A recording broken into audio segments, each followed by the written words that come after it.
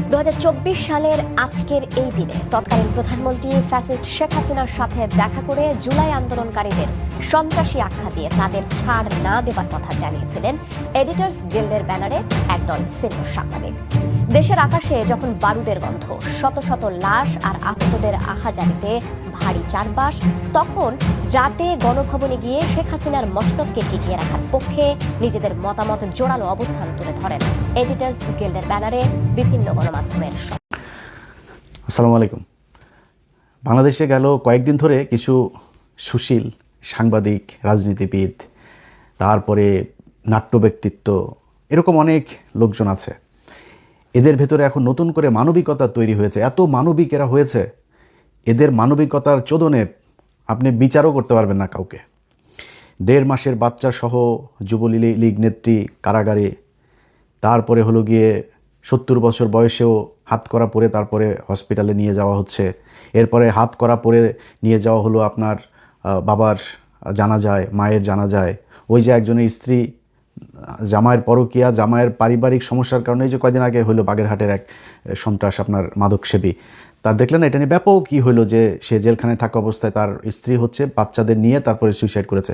সেটা তো বিএনপির দোষ না, সেটা তো এই বর্তমান সরকার বা ইউনূস সরকারের দোষ না।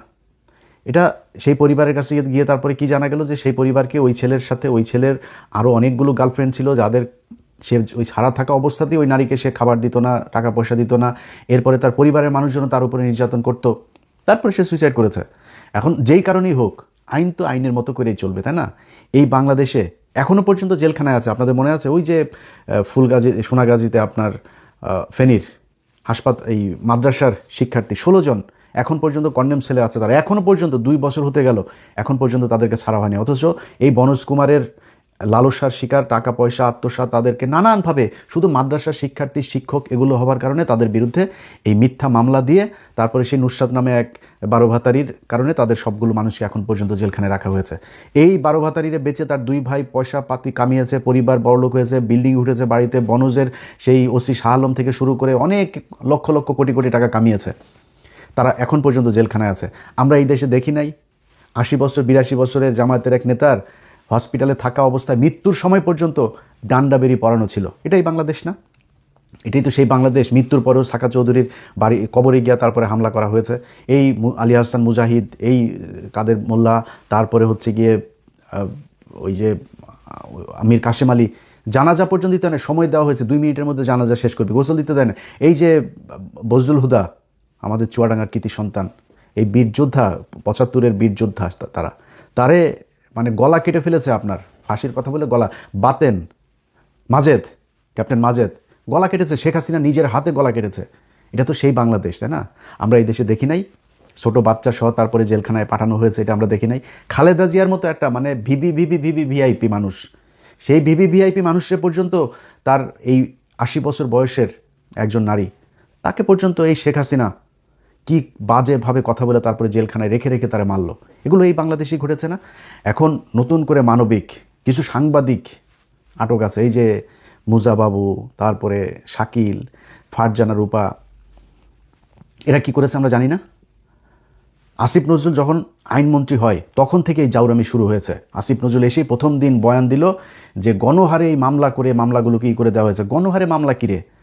75 এই বাংলাদেশের যত কজন আওয়ামী লীগ আছে প্রতিটার নামে মামলা হইতে হবে। আমার সাথে অনেক আওয়ামী লীগের লোকজন আছে, অনেক মানুষ আছে আওয়ামী লীগের, সে আওয়ামী লীগ করে কিন্তু আমারে খুব পছন্দ করে, আমি ইন্ডিয়া বিরোধী, এই জন্য আমার খুব পছন্দ করে, সেও ইন্ডিয়া বিরোধী। আমি ভাই একটা ছবি তুলবো আপনার সাথে, আমি আওয়ামী লীগ করি তাও আপনার পছন্দ করি। আমি কোশ্চেন করি, আমি বলি যে আপনি 5ই আগস্টের আগের দিন পর্যন্ত আওয়ামী লীগ ছিলেন? যদি আওয়ামী লীগ থাকেন তাহলে আসেন না, আর যদি আওয়ামী লীগ না থেকে থাকেন অন্তত 5 তারিখ ভোর রাতে সুবেশ সাদিকের আগ পর্যন্ত যদি তওবা করে মুসলমান হয়ে থাকেন তাহলে ঠিক আছে, নাইলে আপনার মতো আওয়ামী লীগের সাথে ছবি তুলব না, আমার সাথে কথা বলার দরকার নেই। আপনি এই জুলাই মাসে আমাদের চোখের সামনে, আরে ভাই ছোট ছোট বাচ্চা হেলিকপ্টারে করে শিশু দুধের বাচ্চাকে পর্যন্ত গুলি করে মেরে ফেলেছে। এটা সেই বাংলাদেশ। সেই মানুষগুলোরে যারা মারলো, এটার জন্য কি খালি শেখ হাসিনা একা দায়ী? এটার জন্য খালি পুলিশের আইজিপি দায়ী একা? ডিবির হারুন দায়ী একা?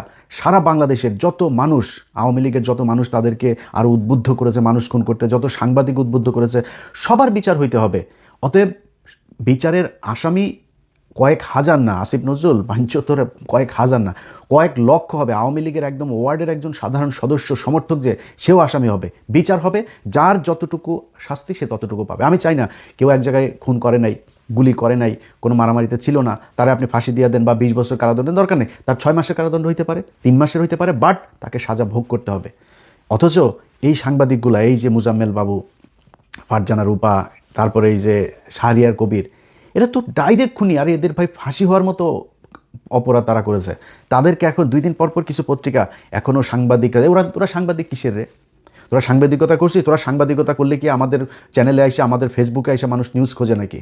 আমাদের তৈরি হয়েছে, আমরা তৈরি হইলাম কেন? আমাদের প্রয়োজনীয়তা এই দেশে হইলেও কেন? তোদের কারণে। তোরা সাংবাদিকতা করিস নাই, এই জন্য মানুষ আমাদের কাছ থেকে শুনতে চেয়েছে, এই জন্য আমাদের 5 মিলিয়ন 10 মিলিয়ন করে আমাদের সাবস্ক্রাইবার ফলোয়ার হয়। কেন হয়? আমাদের কথা জানবেন, বাংলাদেশে 30-35টা টেলিভিশন, শত শত অনলাইন পোর্টাল, নিউজ পেপার আমাদের এখানে আসছে কেন? তোরা সাংবাদিকতা করিস নাই, তোদেরকে মানুষ বিশ্বাস করে নাই, এই জন্য আমাদের কাছে এসছে। তোরা সাংবাদিকতা করছিস, এখন ওনাদেরকে সাংবাদিক, এই জন্য ওনাদেরকে মাফ করে দিতে হবে, বাঁচাই দিতে হবে।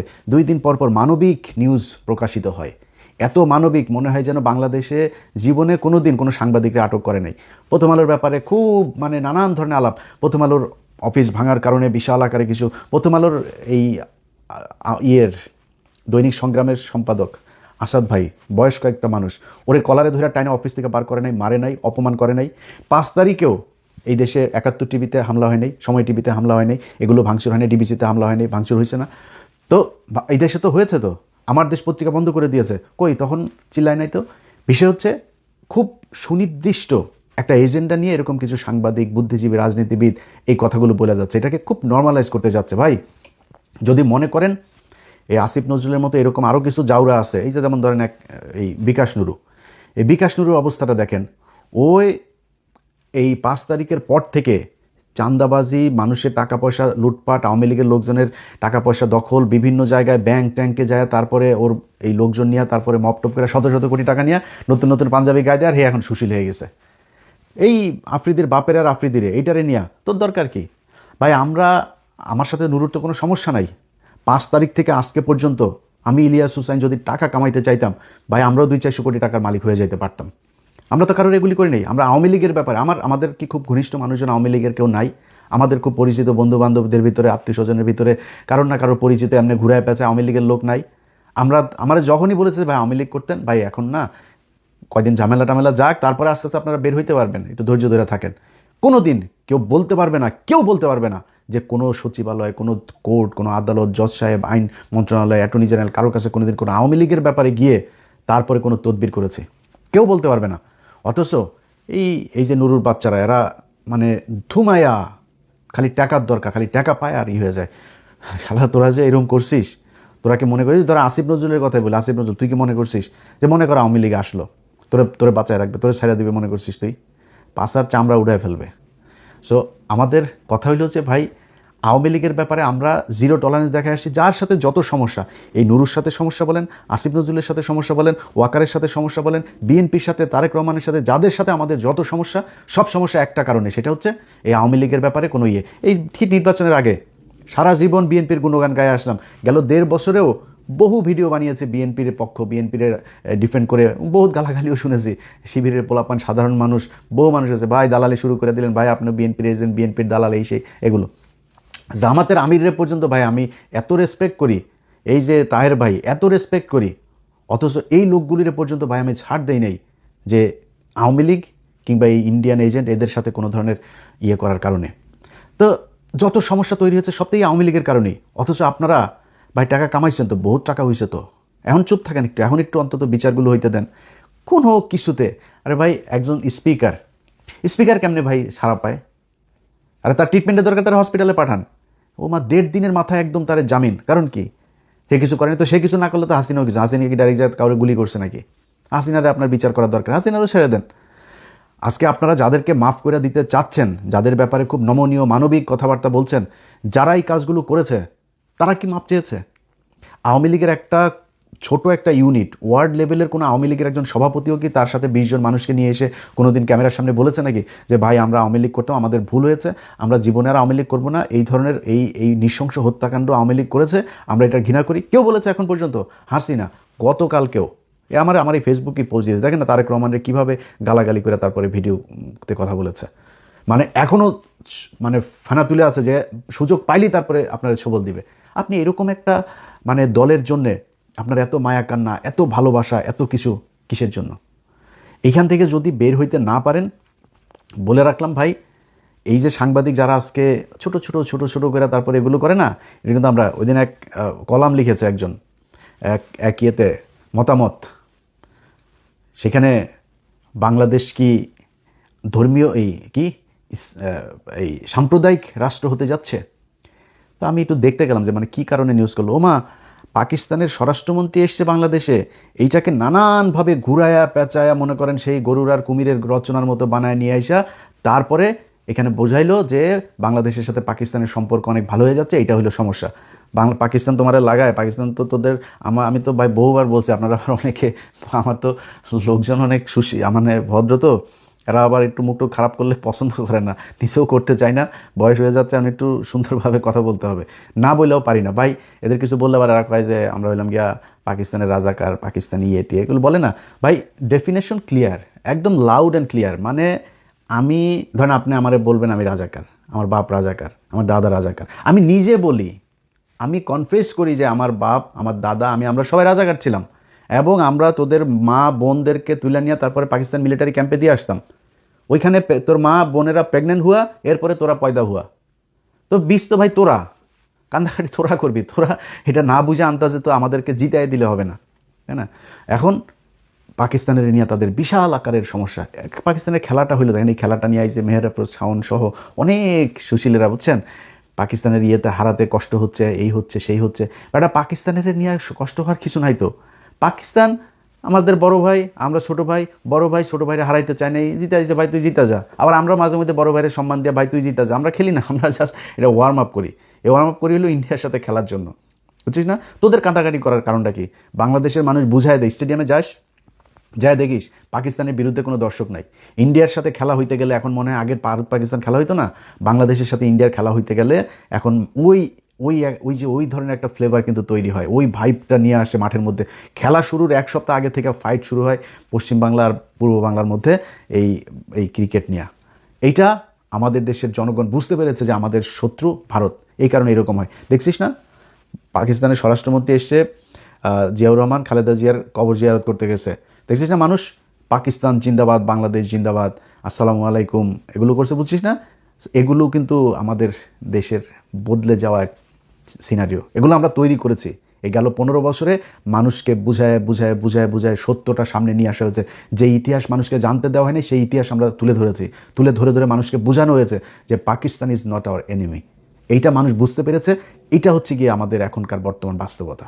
এই বাস্তবতায় দাঁড়িয়ে তারপরে আপনি এখন পাকিস্তানের সাথে সম্পর্ক হইলে আমরা বিশাল আকারে জঙ্গি রাষ্ট্র, সাম্প্রদায়িক রাষ্ট্র হয়ে যাব।